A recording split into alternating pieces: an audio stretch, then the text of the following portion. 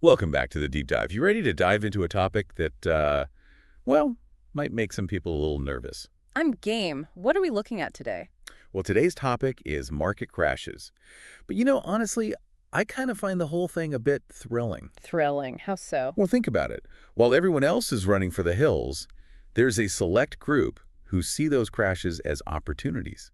And that's exactly what we're going to be digging into today. I like where this is going. So where are we getting our insights from? Our guide for today is Profit from the Panic.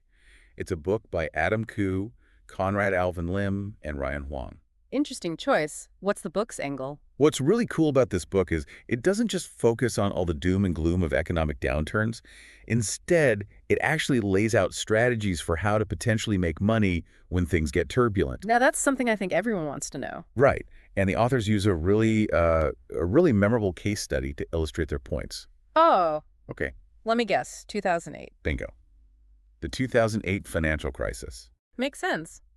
It was a defining moment in recent economic history. I mean, it provides so many valuable lessons for anyone who wants to understand how markets really work, you know? Absolutely. And what's really interesting is how the authors connect the crisis back to the dot-com bubble burst in 2000. Like, they argue that the dot-com crash actually had a ripple effect that ultimately set the stage for 2008. Wow, I haven't thought about it that way before. You know how the seeds of the 2008 crisis were actually sown years earlier. Right. So how did a tech bubble, like something seemingly so isolated, lead to, well, a full-blown financial meltdown? Well, see, the dot-com crash, even though it was mainly centered on the tech sector, it still managed to trigger a mild recession. Okay, so the economy took a hit. Then what? Well, to try and boost things, the Federal Reserve did what they often do. They slashed interest rates, bringing them all the way down to just 1%. So suddenly borrowing money was super cheap. Exactly. And, well, that cheap money ended up fueling a massive property boom. People were taking out those low-interest loans to do all sorts of things, refinancing their homes, buying new properties. Some people were even investing in multiple properties. It sounds like everyone was trying to get in on the action. It was like a party, and no one wanted it to end. But beneath all that excitement, there was a dangerous undercurrent. What do you mean? Well, the whole system was becoming increasingly reliant on risky lending practices. So the stage is set. Yeah. We have easy money, a booming housing market, and now you're saying risky lending practices on top of that. Yeah. And that leads us to what the authors call greedy banks. Essentially, banks were so eager to cash in on this boom that they started doing things that seem, well, incredibly reckless in hindsight. Like what kinds of things? Well, they were offering these subprime mortgages to borrowers with, less than stellar credit, or sometimes people with, well, shaky finances. And I bet zero down payment schemes were popular too, right? Oh, absolutely. They were everywhere. People were buying homes with basically no money down. It's like playing with fire. And then how did all of this get, packaged up and sold off to investors? Well, that's where things get really complicated.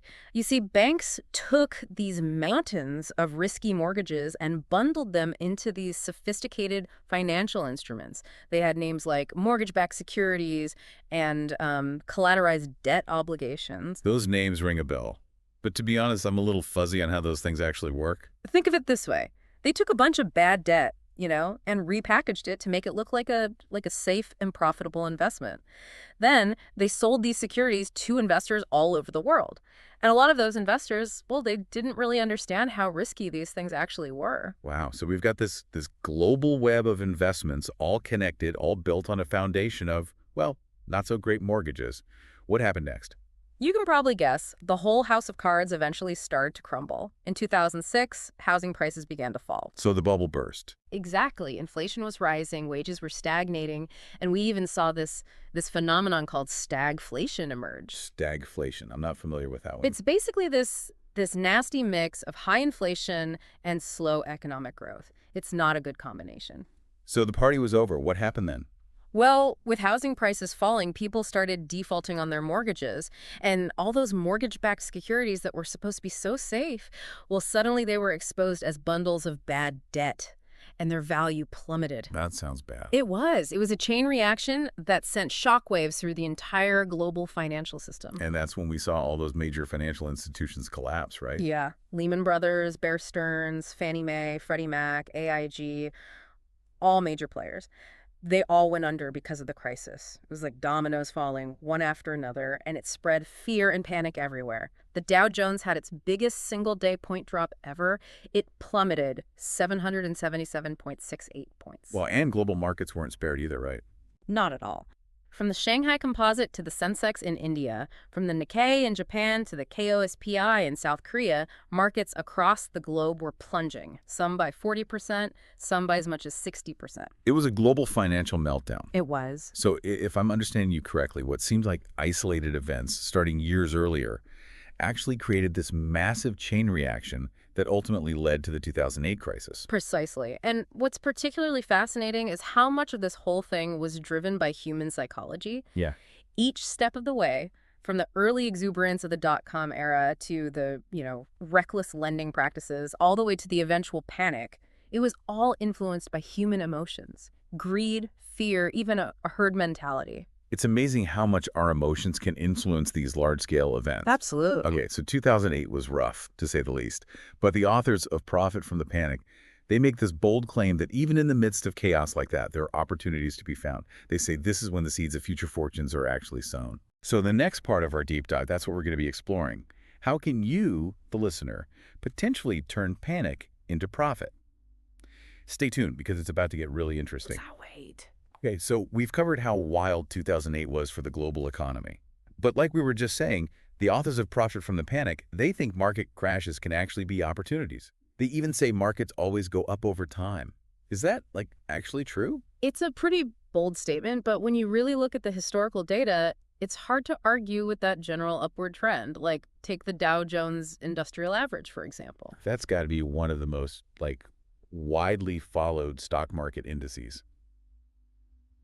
Right. I know the name, of course, but I'm not sure I totally get what an index actually is. You're not alone. People toss around terms like Dow Jones and S&P 500 all the time, but you got to understand what they actually represent to really understand the market. Basically, a stock market index tracks like a basket of stocks, and it's used to measure how well a specific market or a sector is doing overall. So it's like a snapshot of the market's health. Instead of trying to follow every single stock, you just look at a group that represents the whole thing. Exactly. And the Dow Jones, along with the S&P 500 and other indices like the Straits Times Index here in Singapore, they've all shown this really remarkable upward trend over the long term. The authors actually point out that the U.S. market's performance over the past 50 years shows an average annual compounded return of more than 12% when you factor in dividends. Wow, that's impressive, especially considering all the crashes and corrections we've seen in that time. Why does the market keep going up even with those big dips? There are a few key things at work. One is inflation. You know how the cost of stuff keeps going up? Yeah, it seems like everything's more expensive now. Well, as those costs rise, companies tend to raise their prices too, which leads to higher revenue for them. That makes sense. Another big factor is growth in demand. The global population keeps growing, right? Especially in developing economies.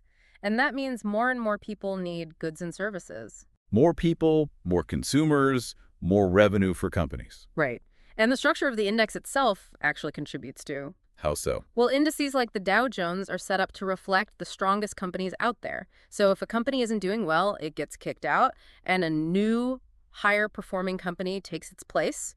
That way, the whole index represents the best of the best and keeps that upward momentum going. So it's like a club with really high standards. Yeah. Only the top performers get to stay. Haha. That's a great way to put it. But, even though the long-term trend is up, we can't forget about the short-term volatility. Oh, yeah, those ups and downs can be pretty nerve-wracking. I definitely remember feeling that pit in my stomach when my portfolio tanked during the 2008 crash. It happens to the best of us. That's why it's so important to understand market cycles and historical trends. It can really help you stay calm when things get bumpy. The book has some great charts and data that show how markets tend to behave over time. It's interesting to see how much of those short-term swings are driven by emotions. Yeah, I've definitely made some, let's call them emotionally charged investment decisions in the past. It's easy to panic and sell when you see everything going down. It is. But the best way to combat that is to look at how markets have bounced back in the past. One example that really stood out in the book was the 1973 oil shock. Stocks crashed a whopping 45% over 2 years. Oof, that's rough. Did they ever recover? They did, and they recovered big time. The investors who held on through that crash actually ended up seeing those stocks gain over 300% in the 12 years that followed. 300%. That's incredible. It's like a master class in patience and long-term thinking. So knowing that markets tend to rebound, what's the best way for a regular investor to navigate all this without losing their shirt? One of the easiest and most accessible ways is through exchange-traded funds. ETFs, they've become really popular lately. I've heard the term, but I don't really know what they are. Are they like similar to mutual funds? Yeah, they are. Both ETFs and mutual funds let you invest in a diversified basket of assets. But ETFs are traded on stock exchanges, just like individual stocks, and that gives them a few advantages over mutual funds. Like what? Well, for one, they usually have lower fees than mutual funds. They're also more flexible. You can buy and sell ETFs throughout the day, unlike mutual funds, which are priced just once per day. Oh, that's handy if you need to make a move quickly. Right. And probably the biggest advantage is the built-in diversification. Instead of putting all your money into just one company, ETFs let you spread out the risk across multiple companies and even whole sectors or markets. But you can get some exposure to the market without having to be a stock-picking guru. Yeah. Are there any specific ETFs that the book recommends? They mention a few that track some of the major global markets. For anyone interested in the Singapore market, there's the Straits Times Index ETF. For U.S. market exposure, there's the SPCR, SPY for short, which tracks the S&P 500. Yeah. And then there's the Diamonds, DIA, which follows the Dow Jones Industrial Average. And what if you're looking beyond the U.S.? There are definitely ETFs for that. The iShares FTSE Xinhua China 25 Index, that's FXI, focuses on some of the leading Chinese companies. The iShares MSCI Emerging Market Index, EEM, gives you exposure to a bunch of different emerging markets. And if you're interested in the UK market, there's the iShares MSCI United Kingdom Index, or EWU. So many options. I bet our listeners are wondering, okay, which one is right for me? That's a great question, and it's one we'll get to. But before we dive into that, the book takes us on another little detour. It introduces this concept called value investing. Oh, yeah, I've heard that term. It's how some of the most legendary investors made their fortunes. But what exactly is value investing? At its core, it's about finding companies that the market is undervaluing. Companies whose true worth is actually higher than their current stock price. Sounds simple enough. Yeah. But I'm guessing it's harder than it sounds. How do you find those hidden gems? That's where the book gets really interesting. They have this whole set of criteria, 8 in total, to help you spot companies with a lot of long-term growth potential. 8 criteria. All right, I'm ready to take notes. Lay it on me. Okay, so we're ready to unlock the secrets of value investing from profit from the panic. Let's get into those 8 criteria the authors use to find, potential winners in the market. Sounds good. So the first one, it really stresses the importance of, consistent and predictable earnings. Value investors, they tend to avoid companies with really jumpy profits. They want businesses that have a solid track record of making money steadily. Makes sense. It's better to bet on a steady performer than one that's all over the place, right? Yeah. What's the next thing we should be looking for? Number 2 is what they call sustainable competitive advantage, or you could say economic moat. It's all about what keeps a company's profits safe from the competition. Okay, this moat thing, I'm intrigued. What kind of defenses are we talking about? Well, there are a few types. A really strong brand name can be a powerful defense. Think about Coca-Cola or Nike. Those brands are so big, it's tough for anyone else to compete.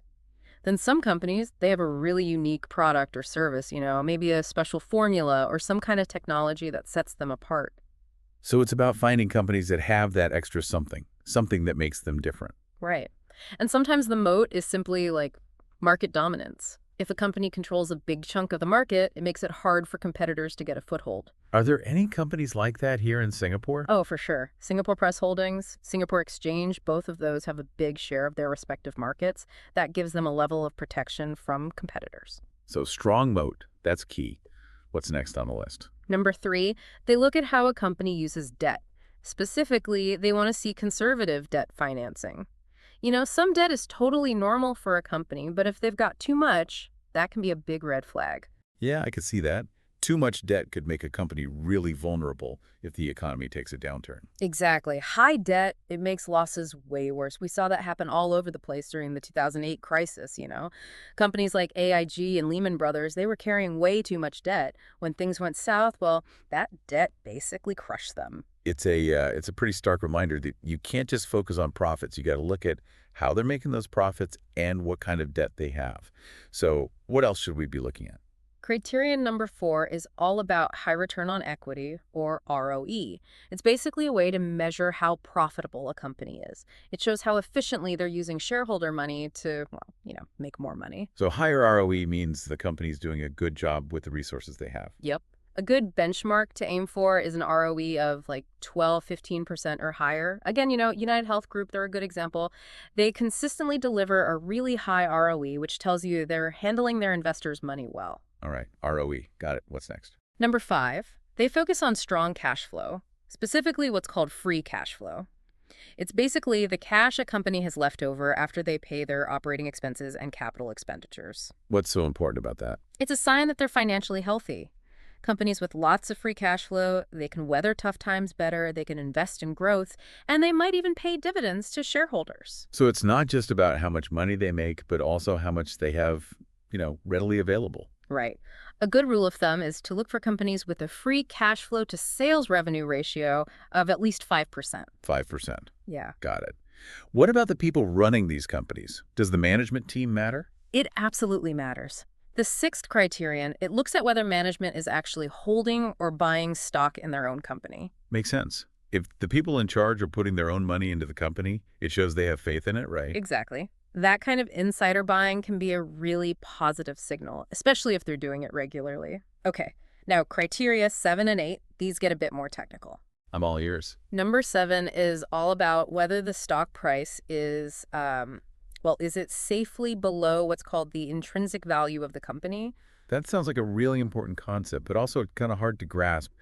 How do you even figure out what a company's intrinsic value is? It's not always easy, that's for sure. But there are different ways to do it. One common method is what's called a discounted cash flow model. You basically try to project what the company's cash flows will be in the future, and then you discount them back to what they're worth today. So you're not just looking at the current price. You're trying to figure out what the company might be worth down the line based on how much money they could make. Exactly. You're trying to get a more accurate picture of the company's true worth, factoring in their future growth potential. Okay, now the last one, number 8. This one uses something called technical analysis to see if a company's stock is trending upwards. So that's where we start looking at charts and patterns and stuff, right? Right. Trying to find good buying opportunities. Yep. Technical analysts use a bunch of different tools, things like support and resistance lines, moving averages, all that stuff. Basically, they're trying to figure out which direction the stock price is headed. Wow, it's a lot to take in. I'm starting to see how these 8 criteria work together to give you like a full picture of a company's potential. And remember, these are more like guidelines, The authors actually say they don't always find companies that tick every single box. But it's a really solid framework for finding companies with the qualities that usually lead to, success in the long run. Wow, this has been really eye-opening. I feel like I have a much better understanding of how to be a value investor now. But I got to say, it's also a bit overwhelming. What are some practical tips for actually putting all this into practice? The book has some great advice on that. First and foremost, they say, don't even try to time the market. I've heard that before. But it's so tempting, right? Like, who hasn't dreamed of buying at the very bottom and selling at the very top? It's a nice dream, but honestly, even the pros have a hard time consistently predicting those tops and bottoms. Value investors, they don't try to outsmart the market like that. They just focus on finding those undervalued companies, the ones with strong fundamentals, and then they wait patiently for the market to catch up. So it's a long game. It's not about getting rich quick. Nope, not at all. And building on that, they really stress the importance of diversification. Don't put all your eggs in one basket. Spread your investments out, different companies, different sectors, even different countries. Yeah, I remember they talked about those Singapore investors who lost money in the in those Lehman Brothers mini bonds. That was a tough lesson on the dangers of over-concentrating your investments. Absolutely. Diversification helps protect you from those kinds of risks. It's also a good idea to include what they call inflationary-driven stocks in your portfolio. Those are companies in sectors like oil and gas, commodities, sometimes even real estate. They tend to do well when inflation is rising. And I bet those defensive stocks are important too, right? They are.